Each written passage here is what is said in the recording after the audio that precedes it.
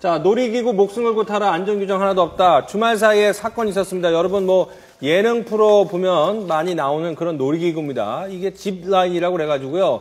뭐 군 훈련 받았던 그런 놀이기구랑 좀 흉내를 낸 것 같아요. 훈련기구를 좀 한 것 같은데 이런 게 있으면 이게 높은 곳에서 도로래를 이용해서 줄 타고 쭉 내려오는 거였는데 한 초등학생에게 안전장치가 없어서 바로 떨어졌습니다. 근데 문제는 그렇게 상당히 높았는데 밑에 그러면 안전 그물이 설치가 되어 있어야 됩니다. 지금 보면 이게 사고 현장인데 바로 밑에 보도 블록이 있어요. 아니 제가 저 남이섬에서 저거 타봤거든요. 예. 저 가격이 비쌉니다. 예. 근데 저거 탈 때 이 네. 뒤에서 이 안전 뭐죠? 키 이런 걸 예. 해줍니다. 예. 안전 바를 이렇게 다 해주는데 저런 경우에는 한 사람뿐이 배치가 안 됐다는 겁니다. 예. 또 하나는 뭐냐면은 지금 저 짚라인이 예. 남이섬인 것 같은데 짚라인이 밑에 그물망 있는데 한 군데도 없습니다.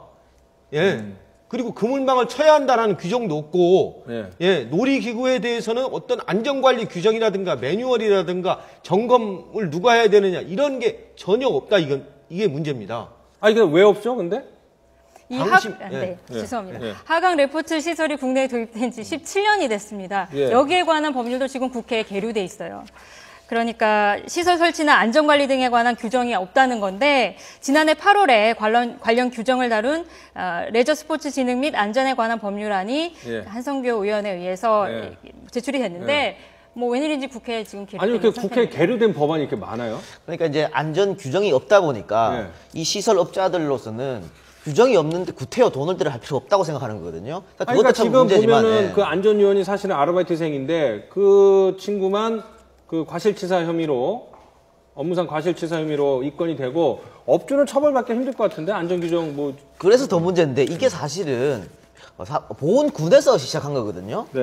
어떻게 보면 정부 책임 혹은 지자체 책임이라고 봐야 되는 거죠. 물론 자기들은 민간 위탁을 했다 그러지만 민간 위탁했다고 자기들 책임이 없어지는 건 아닙니다. 근데 이 지자체에서 하는 것조차도 이러면은 정말 민간들이 하는 것은 더더욱 안전규정은 아예 없다고 그렇게 봐야겠죠.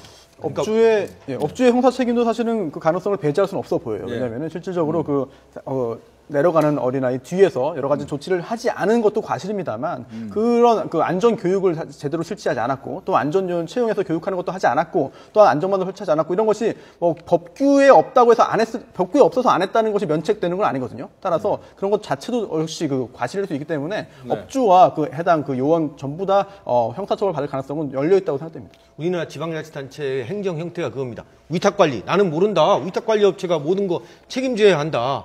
라는 그러한 책임 떠넘기기 행정이 제일 문제입니다. 자, 이게 벌써 이제 도입된 지가 한 17년이 됐다고 했죠, 홍 기자.